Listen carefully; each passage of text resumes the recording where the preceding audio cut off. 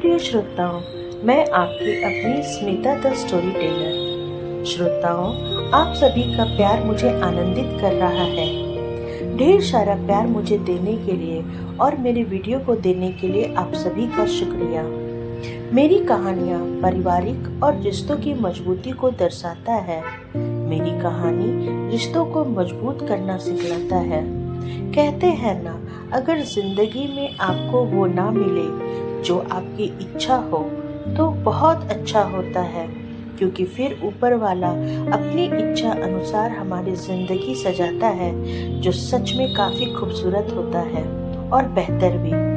अब तक आपने मेरी कहानी में सुना कि राजीव अंकल के घर सभी चले आए थे। अमर अमृता को कॉलेज लेने आया था और उसके साथ अविनाश भी आया था। अब आगे गाड़ी की आगे ड्राइवर वाली सीट में अविनाश को देख अमृता बिल्कुल पहचान ही नहीं पाई। तभी भाई बोले, अम्मू हेलो बोल अविनाश को, वो भी आए हैं तुम्हें लेने। अविनाश क्यों आया मुझे लेने? मैं उसे पसंद अभी भी नहीं करती। अभी वो लंगूर अपने आप को और स्मार्ट समझेगा, क्योंकि वाकई वो काफी स्मार्ट हो चुका था और मुझे पता था अब तो वो मेरी और बेइज्जती करेगा। लेकिन उसने बड़े लहजे से मुझे हेलो कहा।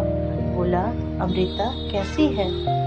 मेरा नाम बिना किसी बेइज्जती किए सच में कमाल हो गया। डॉक्टर बन गया लंगूर, इतनी शालीनता, इतना शांत, वाह।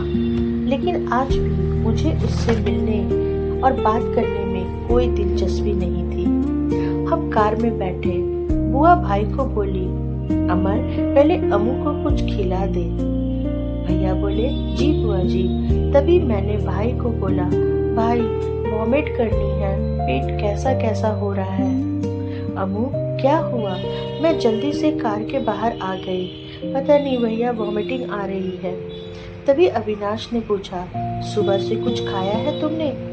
मैंने कुछ नहीं बोला तो बुआ जी बोली, नहीं, सुबह किसी तरह मैंने इसे पराठा खिलाया था, वो भी आधी या एक। तो भैया नाराज होने लगे।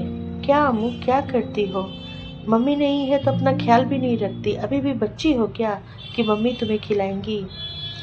भैया की डांट सुन मेरी आंख भर आई।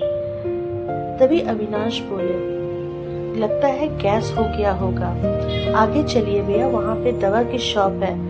हम सभी कार में बैठे और मेडिकल शॉप से अविनाश वॉमिट की दवा ले आया। मुझे खाकर थोड़ा आराम हुआ। भैया बोले, चल अम्मू कुछ खा लेते हैं। जरा भी मन नहीं हो रहा था भैया। भैया बोले, अभी भी नाराज हो क्या? मैं तुम्हें डांट नहीं रहा था, पर गुस्सा आता है। तुम मम्मी के बिना बिल्कुल अपना ख्याल नहीं रखती, कब तक मम्मी तुम्हारा ख्याल रखेंगी? मैं कुछ नहीं बोली। तभी बुआ बोली, अच्छा बहुत हुआ अमर, अब डांटना बंद करो और इसे कुछ खिलाओ। मैं बोली, नहीं मुझे कुछ नहीं खाना। तभी अविनाश बोले, चलो आगे बहुत अच्छा एक रेस्टोरेंट है, वहां पर चलते हैं। और थोड़ी दूर में ही एक रेस्टोरेंट था जहाँ पे अविनाश ने कार लगा दी और भैया को बोला, चलिए भैया। उसमें बहुत चेंज आ गया था। वो बिल्कुल मुझे परेशान नहीं कर रहा था और इतना डिसेंट लग रहा था कि मुझे यकीन ही नहीं हो रहा था कि ये वही है। हमने वहाँ पर डोसा खाया, फिर हम निकल गए राजीव अंकल के पास जाने के लिए। 1 घंटा लगा हमें राजीव अंकल के फार्म हाउस जाने के लिए। हम जैसे ही वहाँ पहुँचे, राजीव अंकल, आंटी, रानी दी और मम्मी भाभी मेरे पास आ गए और मेरे छोटू 2 चूहे लवकुश वो मुझसे आके लिपट ही गए। अमृता बुआ आप इतनी देर कहाँ थी? अभी 1 ही दिन हुआ था उनसे दूर हुए और मैं उन्हें बहुत मिस करने लगी थी। मैंने सभी के पांव छुए तो आंटी ने मुझे गले ही लगा लिया और बोली, अमृता कितनी प्यारी हो गई है तू बेटा। मैंने स्माइल कर दी। पापा भैया से पूछे, लेट क्यों हो गया? तो बुआ बोली, अरे अम्मू की तबीयत बिगड़ गई थी, वॉमिट कर रही थी, पापा को फिक्र हो गई। मम्मी भी परेशान हुई। तभी राजीव अंकल बोले, अरे भाभी जी क्यों फिक्र कर रहे हैं, अपना डॉक्टर है ना घर में। सभी हंसने लगे। वो चुपचाप स्माइल दे दिया। सभी बोले, चलो सभी आराम करो और शाम को पार्टी के लिए रेडी हो जाओ। मैं माँ से लिपट गई। बोली, माँ सर दर्द कर रहा है। तभी भाभी बोली, क्या हुआ अमृता जी, तबीयत अभी भी खराब है क्या? लवकुश बोले, अमू बुआ हमारे साथ चलिए, दादाजी के फार्म में अमरूद का पेड़ है, आपको पसंद है ना, चलिए खिलाता हूँ। तो रानी दी बोली, हाँ अमृता चलो तुम्हें फार्म घुमा दो। तभी राजीव अंकल बोले, रानी पहले तुम जाओ रेडी हो, उनका वेलकम नहीं करेंगे तो जरा भी अच्छा नहीं लगेगा। और जहाँ तक फार्म हाउस की बात है तो अविनाश है ना, वो अमृता को घुमा देगा। मैंने भाई का हाथ कस के पकड़ लिया। भाई आप भी चलिए, मैंने धीरे से कहा। भाई बोले, चल लवकुश भी मेरे साथ होली है। बोले, बुआ जी चलो मैं आपको दिखाता हूँ, यहाँ बहुत सारे पेड़ हैं, उधर बहुत तरह तरह के बर्ड्स हैं, और पता है अमृता बुआ रैबिट्स भी है वहाँ पे, काऊ भी है और भी बहुत कुछ है। वो लोग बहुत खुश थे। मैं भाई का हाथ एक बच्चे की तरह पकड़ रखी थी। भाई को बोली, भाई मुझे नहीं घूमना फार्म वार्म। भाई बोले, क्यों इरिटेट हो रही है, चल ना मैं हूँ ना। ओके। तभी अविनाश आ गए। चलिए भैया रात हो जाएगा तो कुछ दिखेगा भी नहीं। हाँ अविनाश चलो। फार्म काफी बड़ा था। बाउंड्री के चारों तरफ आम, पपीता, शरीफा, नींबू और अमरूद, लीची के पेड़ लगे हुए थे। इतने सारे गुलाब थे कि वाह। मैं बोली, भाई देखिए कितने सारे गुलाब हैं। मैं एकदम खुश हो गई। और देखिए भैया उधर अमरूद और शरीफा भी। भैया हंसने लगे। तभी अविनाश पूछा, अमृता अभी भी अमरूद पसंद है या खाना छोड़ दिया? लवकुश बोले, नहीं अंकल, बुआ को अमरूद बहुत पसंद है। अविनाश तुरंत बड़े बड़े 2 अमरूद तोड़े। बोला, ये खाओ बहुत मीठा है, घर जाते वक्त और ढेर सारा तोड़ दूंगा, अभी तोड़ूंगा तो वो फ्रेश नहीं रहेंगे। मैंने थैंक यू बोला।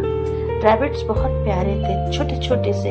लगता है कुछ ही दिन पहले रैबिट्स अपने बच्चे दिए थे और उनके बहुत प्यारे प्यारे छोटे छोटे रोए निकले थे। बहुत प्यारे थे, इतना क्यूट था कि मैं वहां से हट ही नहीं पा रही थी। मैंने अविनाश की तरफ देख के पूछा, क्या मैं इन्हें छू सकती हूँ? अविनाश ने बोला, हाँ क्यों नहीं। उसने केज का दरवाजा खोला और 2 रैबिट फटाक से निकाल के मेरे हाथों पे रख दिए। मैं उन्हें देखकर तो बस इतनी खुश हुई कि मैं क्या बोलूं। फिर मैंने उन्हें रिटर्न कर दिया। अविनाश वापस उन्हें केज पे रख दिए। मैं भाई को देखकर बोली, भैया कितनी क्यूट है ना। भैया हंसने लगे। पूरा फार्म काफी खुला खुला था। बहुत तरह तरह के बर्ड्स भी थे एक केज में। फिर हम अंदर आ गए रेडी होने। भाभी मेरे लिए सारे कपड़े निकाल दी थी, तो मैंने भाभी को बोला, भाभी आप रेडी हो जाइए, मैं मैनेज खुद से कर लूंगी।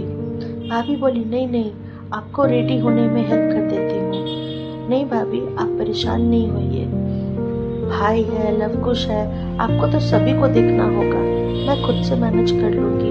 बुआ जी है ना, और कुछ चाहिए होगा तो मैं आपके पास आ जाऊंगी। भाभी बोली, एकदम से आ जाइएगा, बिल्कुल परेशान मत होइएगा, मैं बगल वाले कमरे में ही हूँ। एक बार मम्मी को मैं जाके देख लेती हूँ, उन्हें कुछ चाहिए होगा तो मैं उनसे पूछ लेती हूँ। मैं बोली, जी भाभी।